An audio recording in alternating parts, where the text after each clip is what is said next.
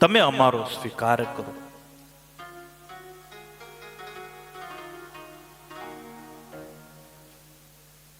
અને કનૈયા એક જન્મ નહીં, અમારે 1000 જન્મ લેવા પડે ને અમે લઈશું, પણ એકવાર તારા મોઢે અમારે સાંભળવું છે કે ગોપીઓ તમે મારી છો અને હું તમારો છું.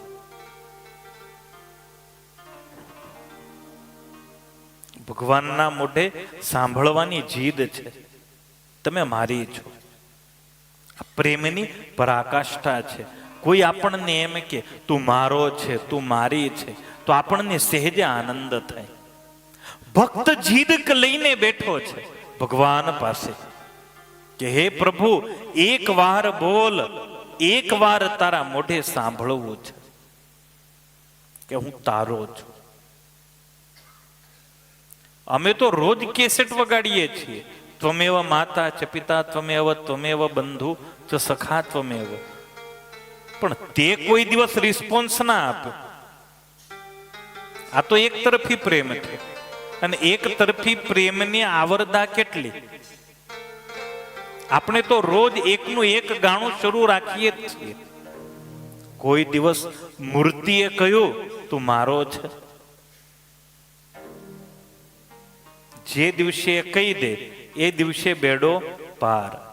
ગોપીઓ કે એક જન્મ નહીં, 1000 જન્મ લેવા તૈયાર છીએ. હે પ્રિયતમ, અમે સાચું કહીએ છીએ, તમારા વિરહાગ્નિની અંદર અમે શરીર બાળી નાખીશું અને ધ્યાન દ્વારા તમારા ચરણ કમળોને પ્રાપ્ત થઈ જઈશું. હે કન્હૈયા, આ હોઠ ઘણા વર્ષોથી તારા અધરામૃતનું પાન કરવા માટે તરસ્યા છે. અધરામૃતથી અમારા હોઠને હે કન્હૈયા તું શાંત કર. કાન્હા, હે પ્યારા કમલ નયન, તમે વનવાસીઓને ખૂબ પ્રિય છો. સવારથી લઈ સાંજ સુધી તમે વનમાં ફરો ને વનવાસીઓ તમને ખૂબ પ્રેમ કરે છે. વનમાં રહેનાર ભીલ સ્ત્રીઓ, મૃગલાઓ, મૃગલીઓ, અરે મૃગલીઓ સુદ્ધા કન્હૈયા તું વાંસળી વગાડે ને તને જોયા કરે છે.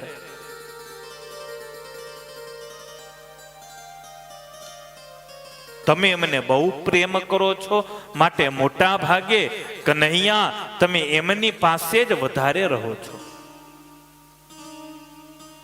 અમને એટલી ખબર છે કે તમારા ચરણ કમળની સેવા, એનો અવસર, એના દર્શનનો લાભ એ જેને તેને પ્રાપ્ત થતો નથી. બ્રહ્માજી વૈકુંઠમાં જાય ને તો વૈકુંઠમાં એ ભગવાનના સિંહાસનને ખાલી ટચ કરી શકે, પગને નહીં. એને તો બ્રહ્માય ના આડી શકે એના ચરણને. ત્યાં જેવા તેવાનો ગજ ન વાગે. તો બહુ સાધના હોય અને બહુ જેણે ભગવાન ભગવાન કરી અને એની સાથે એક તાર થયો હોય ને એને એ ચરણ કમળની સેવા મળે. બાકી બ્રહ્મા જેવા બ્રહ્માને પાટીએ હાથ લગાડી અને શાંતિ રાખવી પડે એવા દુર્લભ ચરણારવિંદ છે. કનૈયા, અમને ખ્યાલ છે કે તમારા જે ચરણ કમળની સેવાનો અવસર સ્વયં લક્ષ્મીને પણ ક્યારેક જ મળે છે. એ તો ઘરવાળી છે, એ પત્ની છે, એને પણ ક્યારેક જ તમારા ચરણારવિંદની સેવાનો લાભ મળે છે. એ ચરણનો સ્પર્શ અમને થયો ને એ દિવસથી અમારા ભાગ્ય ઉઘડી ગયા. કેટલી વાર તને ઉછાળીને રમાડ્યો, કેટલી વાર તને તેડીને ચાલ્યા, કેટલી વાર તે લાત મારી હશે અમને. તારા ચરણ કમળ દેવોને દુર્લભ, બ્રહ્માને દુર્લભ, શેષને દુર્લભ, તારી ઘરવાળી લક્ષ્મીને દુર્લભ. એ ચરણારવિંદ અમને મળ્યા ને અમારું સૌભાગ્ય ઉઘડી ગયું. હવે ફક્ત તારા મોઢે સાંભળવું છે, ગોપીઓ તમે મારી છો, હું તમારો છું. એ સાંભળવા અમે અહીંયા આવ્યા છીએ, દોટ મૂકીને આવ્યા છીએ. ઘરના બધા જ કામ પડતા મૂકી તારી મોરલીને સાંભળી અમે અહીંયા દોડતા આવ્યા.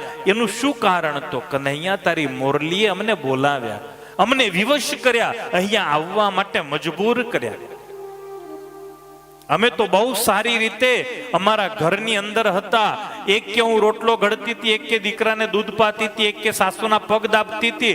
પણ તારી નઠારી મોરલી એવી છે કે મોરલીએ અમને બધાને કામ પડતા મુકાવી અને અહીંયા બોલાવ્યા. અને કનૈયા હવે તું એમ કે ઘરે જાવ.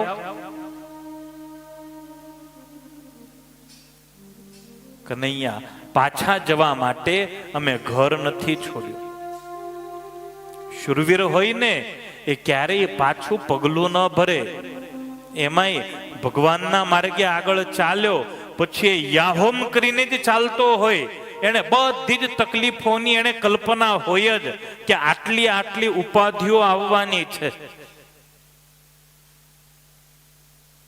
હરિજન સાચારે જેઉરમાં હિંમત રાખે. ભાવનગરના રૂપાભાઈ ઠાકોર પાર વગરની તકલીફો જીવનમાં, એક બે નહીં, 4 દિવસ થાય અને વજેસી દરબાર એને નોકરીએથી છૂટા કરે. વળી પાછા 2-5 દિવસ થાય ને જરૂર પડે એટલે રૂપાભાઈને નોકરીએ રાખે. વળી 5 દાડા થાય અને રૂપસિંહ ભગતને છૂટા કરે. કંટાળી ગયેલા, થાકી ગયેલા.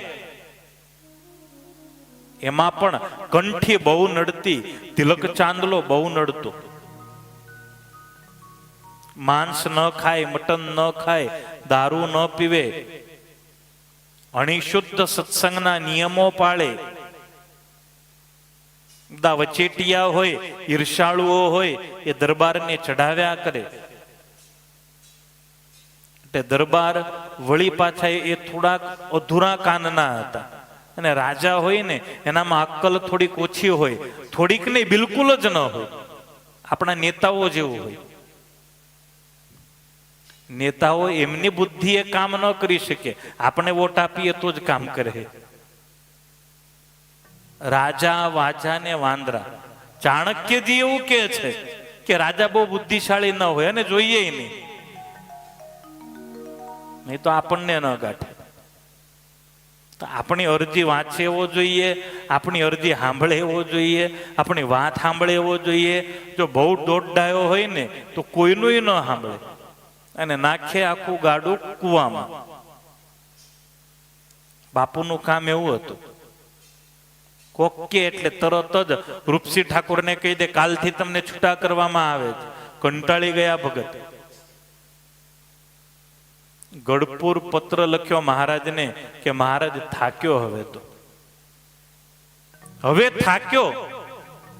આ નોકરીઓ છોડી અને જોઈન કરી થાક્યો. હવે કઈક રસ્તો બતાવો.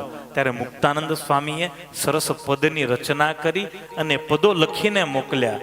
હરિજન સાચારે જે ઉરમાં હિંમત રાખે. ભગત આ હરિજનનું લક્ષણ છે. ગમે એવી આપત્તિઓ આવે, ગમે એવા કષ્ટ આવે, પણ એ ક્યારેય પાછા પગલા ન ભરે.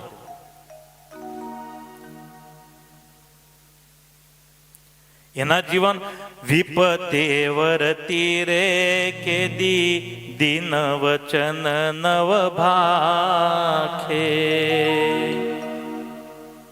ભગવાનના માર્ગે ચાલ્યા એટલે અનેક તકલીફો તમારી સામે આવશે. કામ આવશે, ક્રોધ આવશે, લોભ આવશે, મોહ આવશે, માયા આવશે. માળા કરવા બેસશો ને ત્યારે જ છોકરો હારું બગાડશે ઘરમાં, બાકી અમથેમતું રમ્યા કરશે. પણ માળા કરવા બેસશો ને ત્યારે જ રડશે, ત્યારે જ ઉપાધિ કરશે. નિધડક વરતે રે દ્રઢ ધીરજ મનમાં ધારી. કાળ કર્મની રે શંકા તે દેવે વિસારી.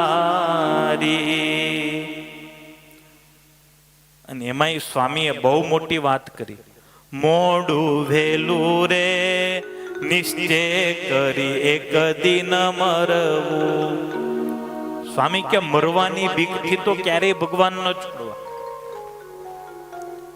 ફાઇનલ છે જ રહેવાનું તો છોડી દે. મંદિરે નહીં આવો તો તમે 1000 વર્ષ જીવશો એવું નક્કી હોય તો ન આવશો મંદિરે. મોડું વહેલું રે નિશ્ચય કરી એક દિન મરવું. જગ સુખ સારું રે કેદી કાયર મન નવ કરવું. હરિજન સાચા રે જે ઉરમાં હિંમત રાખે. વિપતે વરતી રે કેદી દીન વચન નવ ભાખે. તકલીફો સૌ કોઈને છે, દુઃખ સૌ કોઈને છે, પણ ભગવાનનો ભક્ત હસતો હસતો એને સહી જાય અને એમાંથી એ માર્ગ કાઢી લે છે. એ ઊંફ એવું પણ બોલતો નથી, કારણ એ ભક્ત છે, એને ખ્યાલ છે હું જેટલું સહન કરીશ. મહારાજ એવું કે સ્વામિનારાયણ ભગવાન, મેં ગઈકાલે જ વાત કરી હતી, હરિચરિત્રામૃત સાગર પૂર 3 અને તરંગ 56મો. સ્વામિનારાયણ ભગવાન એવું કહે છે કે ભક્તો સહન કરશો ને એ અમને બહુ ગમશો. કોક લાત મારે ને સહન કરી લેજો, મહારાજ કે અમને બહુ ગમશે. એ ભગત ઉપર અમને બહુ હેત થશે, એના ઉપર અમને બહુ ભાલ થશે. આવું મહારાજ કે છે. ગોપીઓ કૃષ્ણને એમ કે છે, કનૈયા તને પામવા માટે અમે અનેક જન્મ લેવાની તૈયારી રાખીને બેઠા છીએ. હે અમારા સ્વામી, જે લક્ષ્મીજીનો કૃપા કટાક્ષ પ્રાપ્ત કરવા માટે મોટા મોટા દેવતાઓ તપસ્યા કરે છે. જે લક્ષ્મીની કૃપા મેળવવા માટે, લક્ષ્મી કોને ન જોઈએ? સૌને જોઈએ. પૈસો કોને નથી જોઈતો? આવું કોઈને જરૂર છે. તમને જરૂર છે ને અમને જરૂર છે. પૈસા વગર કોઈનું ગાડું ક્યારેય ચાલ્યું નથી. તો જે લક્ષ્મીની કૃપા મેળવવા માટે મોટા મોટા દેવતાઓ તપસ્યા કરે, એ લક્ષ્મી તમારા વક્ષસ્થળમાં, તમારી છાતીમાં એકલી જ રહે છે.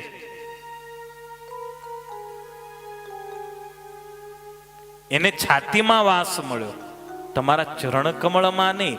ચરણ કમળમાં તો પેલી તુલસી જગ્યા લઈ ગઈ. ચરણ કમળમાં તુલસી જગ્યા લઈ ગઈ, લક્ષ્મી રહી ગઈ. તુલસી, લક્ષ્મી, રાધા, સરસ્વતી, આ બધી શોકો છે. શોક એટલે એક પતિની અનેક પત્નીઓ હોય ને, શોક કે સોતન. દેવી ભાગવતમાં બહુ મધુર કથા છે, બહુ મધુર કથા છે. તુલસીની કથા છે, સરસ્વતીની કથા છે, ગંગાની, ગંગા પણ ભગવાનની પત્ની છે. તુલસીને તો ભગવાન ઉપર બહુ પ્રેમ છે, ખૂબ પ્રેમ છે. એટલો કૃષ્ણને પ્રેમ કરે, પણ રાધાની હાજરી હોય